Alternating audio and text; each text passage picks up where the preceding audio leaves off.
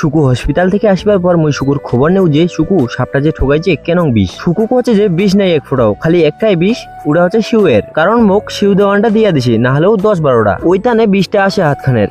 আর কোনটে কোনটে ঠকাইছে ওইলা দেখিয়ে সুকুক আরেকদিনের ছুটি দিয়ে দেয়। তারপর সুকু তো কাম আসে নাই, আর নয়া নয়া আনেছিল মোবাইল। ওইটানে নয়া নাম্বার দিয়ে ফোন করি সুকুরটা এনজয় নি। এইটা পুরা সুকুর এনজয় নিয়ে হামা চলে যাই পাতি উঠবা। কাহ পাতি কাটাছে তো কাহ পাতি স্প্রে করেছে। আর হামা অতি দেখিয়ে আসি যে ওমার কাম কতক্ষণ টকাবে আর আমার কাম কতক্ষণ শুরু করিম। তো এইঠে লোড দিয়া আরেকটা আসিয়া ফুল লোড দিয়া গাড়িখান হামা পাঠাই দিই ফ্যাক্টরি। তারপর এইখান গাড়ি নিয়ে হামা নিকলে যাই কালেকশন করিবা। এঠে এসে কিছু পাতি তো হামা উঠাইনি, কিন্তু হাতের জিলা ভালো ছিল, একদম টপ কোয়ালিটি। ওলা বিকালে নিকামো বলিয়া হামা ফাটাই দিই হুক দিয়া, যাতে পাতিলা জ্বলিয়া না যায়। ওঠে তোকা হামা চলে আসি ফ্যাক্টরি। এঠে তোকা আরো চলে যাই লোড দিবা। এঠে এসে গাড়ি হয়ে গেলে আরো ফুল।